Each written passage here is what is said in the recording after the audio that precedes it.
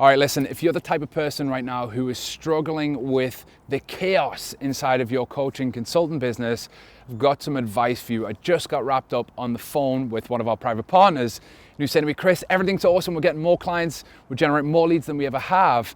But the chaos is compounding in my business. What the hell's going on? I need to get this under control. And I'll say the same thing to you that I said to him. Look, we don't catch chaos. Chaos is not a product of something that happens to us. It's something that we create. So if we want to get chaos under control, we have to start looking at, okay, what is going on? How am I creating this?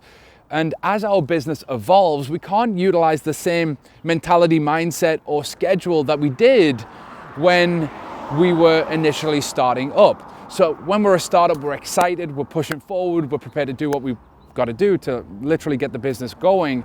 But as a growing and scaling company, you can't rely on your energy and your passion and your enthusiasm, because sooner rather than later, one of two things will break: you or the business. Think about that for a second. It'll either be you or the business that breaks. Getting clients, getting leads, making sales becomes easier than actually getting to a point of delivering results for your clients at a certain point. Because your energy and time are going into, in a certain point at the start, it's just you, it's you and your business. Your energy and time going into serving clients is fine. As that starts to get to a point of threshold where your capacity is overcapacitated, then you'll start to feel the pressure of everything coming in. You'll feel the pressure of lead gen, follow-up, sales, delivery, client results. A client has an issue, you've got to solve that. It relies upon you. So you've got to separate yourself from the chaos. You've got to pull yourself out, and you've got to look at your business from a different lens and say, okay, out of time, team, technology, automation, what can I do right now in order to master it? Maybe the fact that you have chaos has nothing to do with anything other than your management of yourself. So one of the things I personally do each and every day is I get up at 5 a.m. and I do 90 minutes of pre-prioritized deep work. I spend 90 minutes working on something that I know is going to move my business forward, because I understand. I got kids, right? At 6:30 in the morning, my kids wake up and it's chaos in my house for 2 hours. So I schedule that in. I'm like, okay, that 2 hours, let me be present, let me be with the family, but let me get 90 minutes of deep work done first, stuff that's going to move me forward. I know once the school run is out of the way, once I've taken the kids, then I know even if my day goes to shit, at least I've worked 90 minutes on projects that push things forward, systems in the business, stuff that it needs to be created that can only be created by me. The second thing I'm looking at, okay, I prioritize my time. After the school run is like self-care stuff that's going to get my energy, my health, my vitality up. So meditation, breathing, journaling, training, exercise, nutrition, food prep, all of that stuff is secondary to that. After that, okay, we're looking at time is mastered now. We've nailed that. What are we looking at in team? Where could we get some more help? What is it that I need help and support with? How can I get someone that can take stuff off my plate? Looking at what is my 2%? What's the thing that only I can do, nobody else can? Then what's the 98% of stuff that I can put people in places? How can I gather someone that can plug a hole? Then I can start alleviating myself from all of that pressure. What if you hired somebody's sole responsibility was to look after clients, manage them, contact them, like an account manager, right? That would reach out to your clients and say, hey, look, is everything going okay? Can we help in any way? Can we assist?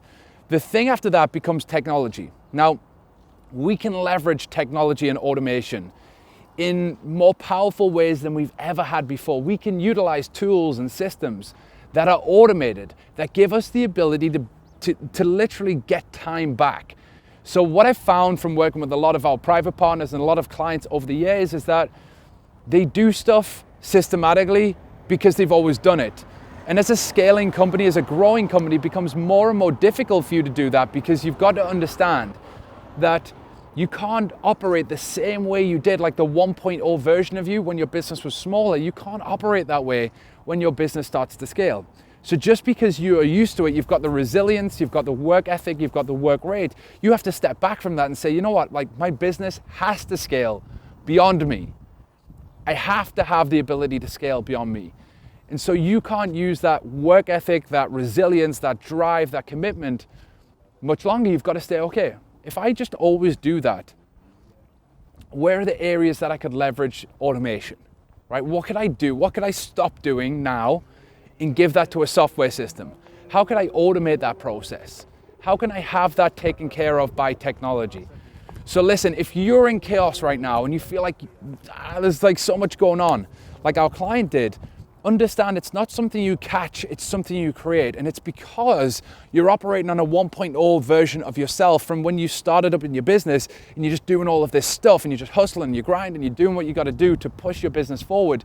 You have to detach from that. You've got to step back and say, okay, if we don't catch chaos, we create it. If we create it, then we can change it. And then we absorb responsibility and control and start saying, okay, listen, we have to take a step back and start thinking about our business in a very different way. If we are a startup, it's this. If we are scaling, it's this. If we are consolidating, it's this. There are different mentalities, the same as there is different seasons of the year, at least in England anyway, spring, summer, autumn, winter. We got to look at our business in the same way. All right, so look, take control of chaos. You did not catch it, you created it. If you created it, you can take responsibility and change it. Chris, Unstoppable Scale. Listen, if anything we've said has resonated in any way, shape or form, go to a3book.com. We'll share with you a principle method that we've used over time to help coaches scale and grow their business. Go check that out. Peace.